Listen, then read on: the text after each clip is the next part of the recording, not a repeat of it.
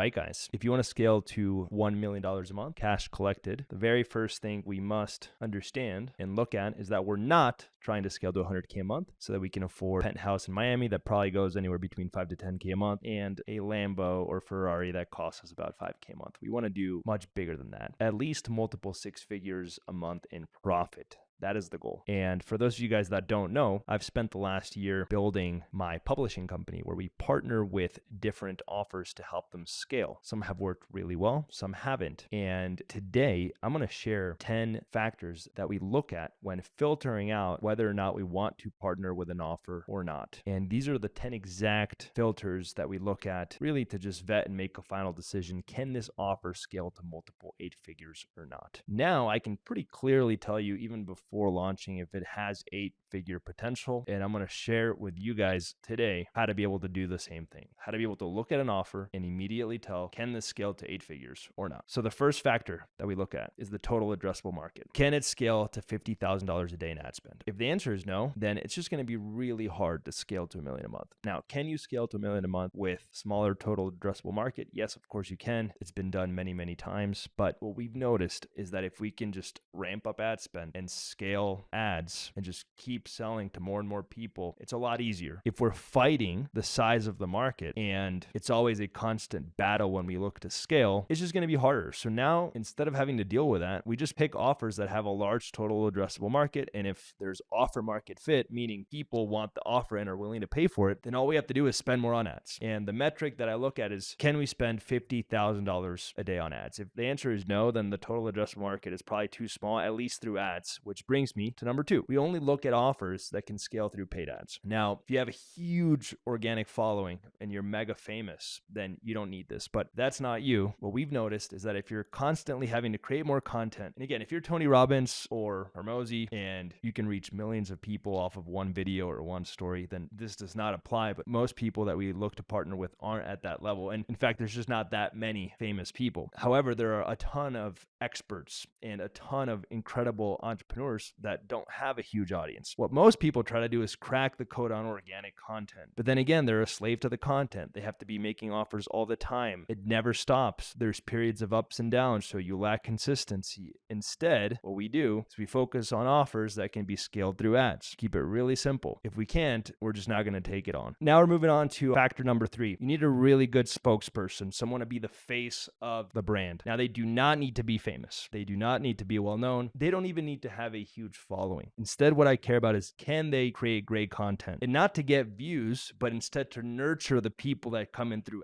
ads. So that when someone clicks on the ad, they maybe watch the VSL, they're subscribed to the email list, and then we send them off to the YouTube channel to get nurtured. Can they create great content to nurture them, to warm them up? If the answer is yes, and they're a good fit. On top of that, do they have a great story? If it's just kind of boring and it doesn't really make sense, and they're just a random person that's good at the thing that they're teaching or good at the business model, then that doesn't really help out. We think that the story has to be really solid. For example, before I launched Agency Lab, teaching people how to scale their agencies to multiple 7 figures, I ran a 7-figure agency. I had the story to back it up. I went through the struggle. If someone is just good at ads, it's just not that good. For example, if you have an offer teaching people ads, that being said, if they have a whole life story that led them to be great at ads, that's going to make a huge difference. So we look at someone who is sharp on camera, who's a niche authority, who's great at what they do, and they have a great story. All right, number 4, social proof. This is a non-negotiable. We do not want to deal with a social proof objection. We've launched offers in the past where we have to deal with, can I see some social proof, or can I talk to someone that this is worked for in the past? And the reason why we have to deal with that is because we partnered with founders who didn't have the social proof yet. They were great at what they did, but they hadn't built the business. So maybe they were working at another company and they were great at fulfillment, great at product, but didn't have actual client case studies. Now we don't partner with those people. Instead, we look at offers where there's already at least 12 really solid testimonial videos. Those testimonial videos are going to go on the VSL. They're going to go on the website. They're going to go on the thank you page. They're going to go on the email sequence when someone opts in. So they're literally going to get one testimonial video a day for 12 days. And the reason why I like 12 is because I know this is kind of silly, but 3, 3, 3, 3. It's like, okay, I get it. It's believable. There's enough proof. I think if you only have 3 or 6, it's like, well, do they have more case studies? But if you have 12, it's like, okay, I get it. They worked with enough people that are willing willing to give them a testimonial. So there's probably many others out there as well that are having a great experience. And again, we're going to use these testimonials as a way to nurture people and get them to increase trust when they come in through ads. Because we are so heavy on the ads to get traffic, we need to put more work on the nurturing in order to get someone to convert. One of the ways that we do that is through the social proof. And if we don't have it, it's just too much of a headache to go out with a new business and get 12 testimonials. It's going to take time. It's not that it's not possible. It's just that it's going to take a lot of time. And we'd rather just partner with people that already have this on day one. All right, number 5, you need to have an incredible product and fulfillment. One of the things that we've noticed in the offers that we've scaled in the past is that the founder that we partnered with, their ability to fulfill was always behind our ability to scale through sales and marketing. And we are so tired of our sales and marketing abilities outpacing the product and the fulfillment. We want the person that we partner with to be able to fulfill at the rate that we can scale the business so that we could just go crazy and scale it as fast as possible. Now, when we look at people to partner with, one of the things that we ask ourselves is, are they going to be able to keep up with our ability to sell and grow this business? If the answer is not a clear yes, we're not going to take them on. Which brings us to point number 6. We want a multi-funnel approach. We do not want offers where we only have to rely on one ad strategy. We want to be able to go after offers where we can diversify the ad strategy at least into 3 different funnels: low ticket, webinar, and VSL. The reason why we like this is because it creates 3 different entry points based on where people are at. With a webinar, you're selling something for about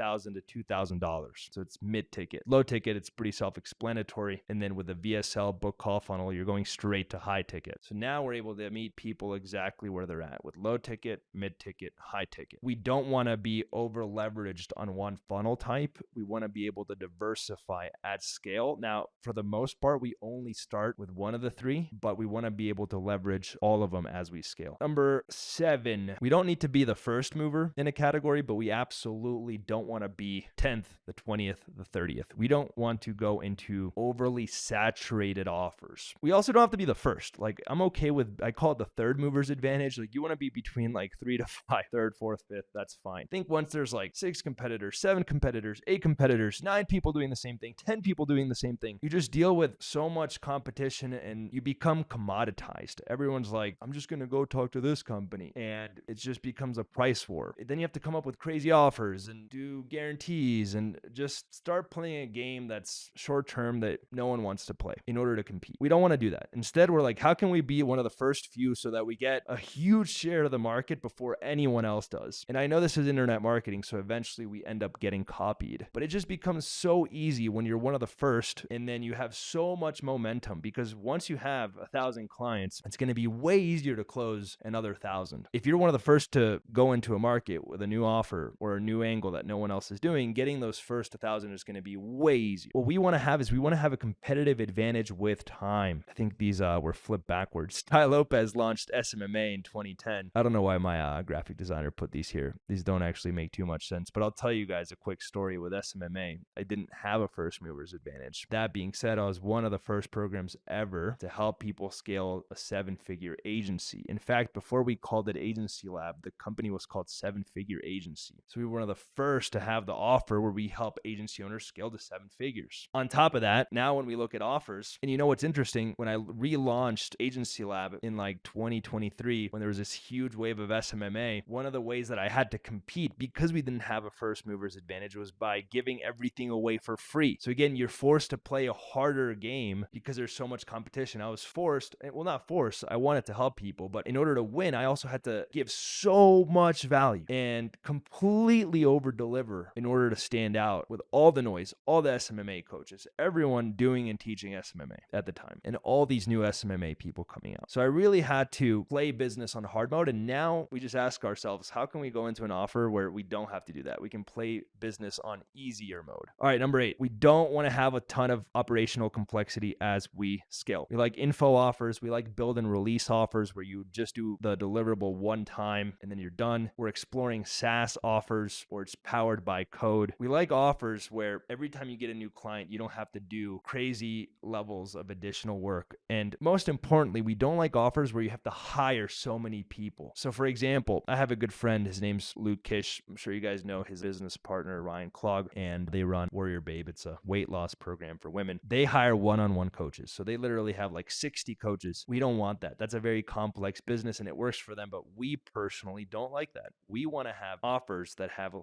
low operational complexity, meaning as we scale, it doesn't get more complicated. It's still simple. And what this looks like practically is as we scale, do we have to hire a ton of people? If the answer is no, we're good to go. And as we scale, does the amount of work required to fulfill on the clients also scale with our sales and marketing? If the answer is yes, then it's probably not a good fit. So that's number 8. And again, this helps with the idea of our sales and marketing are always outpacing the fulfillment. This helps us not have to deal with that. Number 9, we like offers that are proven organically. I don't know why my graphic designer put these guys on there. It's hilarious. But I like offers where someone is crushing it organically and no one has cracked it on ads, because that tells me that there's offer market fit. There's people out there that are willing to pay for this offer, but it just hasn't been put in front of a lot of people. And again, if we go back to filter number 2, it has to be able to scale on ads. This is perfect because now if it's proven organically and it can also scale on ads and we're one of the first few movers, I don't know if you guys are seeing this, the chances of it hitting and blowing up are very high because it's proven, we're one of the first, and we can scale it like crazy on ads. And very few people have also done it because we're one of the first movers. So it's like really what we've noticed is that you can really pick any offer. So instead of having to pick hard offers, why not just do the work up front and set up these criteria to select great offers? And then everything else is easier after that. And last but not least, we like competitive advantages. And again, that's hilarious, but I'm gonna have to talk to my graphic designer. Side note, last but not least, number 10, we want to have a competitive advantage. In a perfect world, there's a clear reason why people would pay us over every other competitor. In a perfect world, we can clearly say this is why we're gonna beat everyone. Aside from all the other things that we just mentioned, having first movers advantage, having the ability to scale with ads, having it proven organically, aside from all those things, if we can also have some sort of competitive advantage that makes it a no-brainer for people to pay us instead of anyone else ever, this makes it truly a no-brainer offer that we can scale to multiple 8 figures. So I'll just give you guys a very real example. We're about to launch a BizOp offer that no one else, literally no one has ran ads to. And we're going to be partnering with a software company so that we're not just offering coaching, but we're also offering the software to the clients. If anyone tries to copy our coaching offer, they're also going to have to go out and build a complex software that someone has spent now a few years developing. So that gives us a moat. That gives us a competitive advantage that not a lot of people can easily compete with. And if we have the same results as this coaching company, but we have a software and they don't, it's clear why they would work with us. So if you can clearly state why are we the best and why should someone pay us money over anyone else, and your offer passes the filter on the 9 other variables, then you are solid. And then last but not least, guys, be players. When you're partnering with people, these are your business partners. You can't have someone that isn't an absolute savage. This is common sense, but we've messed this up. You have to partner with great people who are not only great at business, but also incredibly talented. Sorry, not only great at business, but also incredible human beings. They have to have really good intentions, have really strong hearts, really strong leadership abilities, not just great at business. So you need to have both. If you have all this, your offer can scale to 8 figures. And I know that sounds very simple, but that's what we've noticed. Now, with that in mind, I do want to give a quick warning. These are our criteria. You have to work with these and figure out your criteria based on your skill set. For example, we're excellent at sales and marketing. But for example, one of my good friends, Jonathan Diaz, he runs a venture studio for software companies. So he literally builds and launches software companies. He's incredible at product. That's what he is strong at. And he's incredible at innovation. So he's going to have a completely different set of filters than I will. So you have to really take everything I just showed you and ask yourself, how can I create my 10 filters based on my skill sets and based on where I'm at? And last but not least, guys, if you're still watching this video, I do want to let you guys know that we opened up our 8-figure mastermind. You do have to be at 100K a month if you want to apply to work with us to help you scale to 8 figures and beyond. I'm going to link the application below this video. Make sure to apply if you want to work with us. You'll get to work with me, with Sergio, and with Isaac every single week. And that's pretty much it. Much love. Peace out.